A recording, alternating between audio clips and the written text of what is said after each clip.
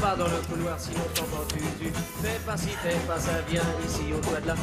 Et notre président ici à Télématin chante la politesse. Entre autres choses, le magazine s'interroge, il a bien raison, la politesse est-elle une valeur poussiéreuse ou est-ce que c'est la garantie, une des garanties, parce que je suppose, et j'espère qu'il y en a d'autres, d'un certain maintien de la civilisation. Alors, donc, c'est le dernier rempart ou pas ? C'est le dernier rempart à la civilisation contre la sauvagerie. C'est le titre de notre partenaire Psychologie Magazine. La politesse est-elle devenue réac aujourd'hui? En fait, c'est une question de sémantique. Le mot politesse peut apparaître réac, ringard, vieillot. En fait, il est plus adapté aujourd'hui de parler de civilité que de politesse ou d'incivilité en cas d'impolitesse.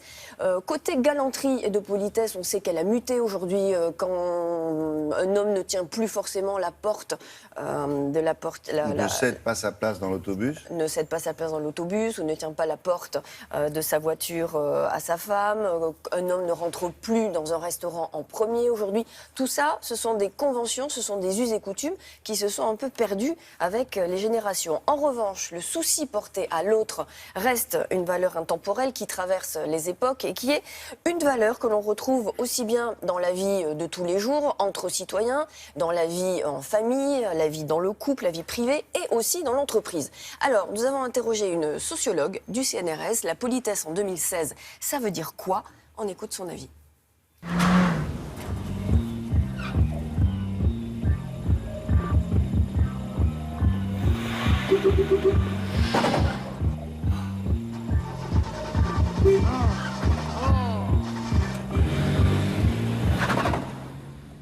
De manière générale, il y a, quand on se place au niveau de l'individu, cette posture de l'attention à l'autre et de l'anticipation de ce que son propre comportement pourrait avoir de conséquences. Donc ça, c'est vraiment la logique élémentaire. Hop, hop.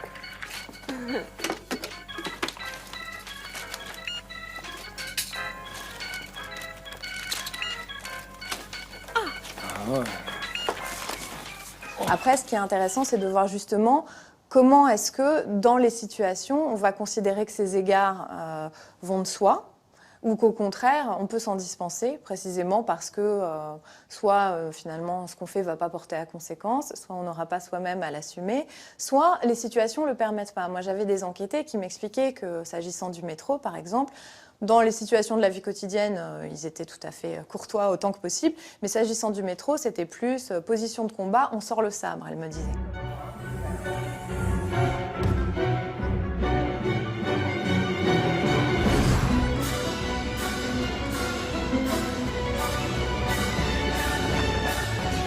Et donc, il y a cette idée-là que selon les contextes, c'est considéré quasiment, comme vous savez, l'expression trop bon, trop con. Se montrer trop civil, trop justement, ça va vouloir dire se faire marcher dessus.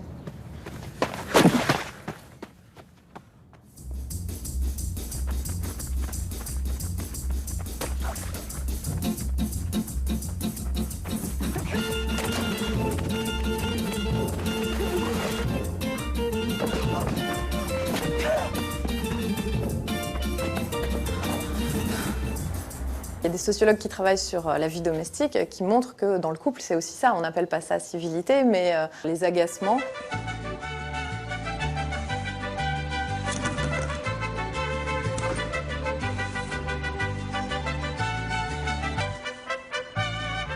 Le fait de laisser, je sais pas, la lunette des toilettes levée ou le dentifrice débouché ou Dieu sait quoi, c'est des choses qui aussi sont son propre rythme, mis éventuellement en tension ou en concurrence avec voilà, la présence des autres, le fait qu'on n'est pas seul, etc.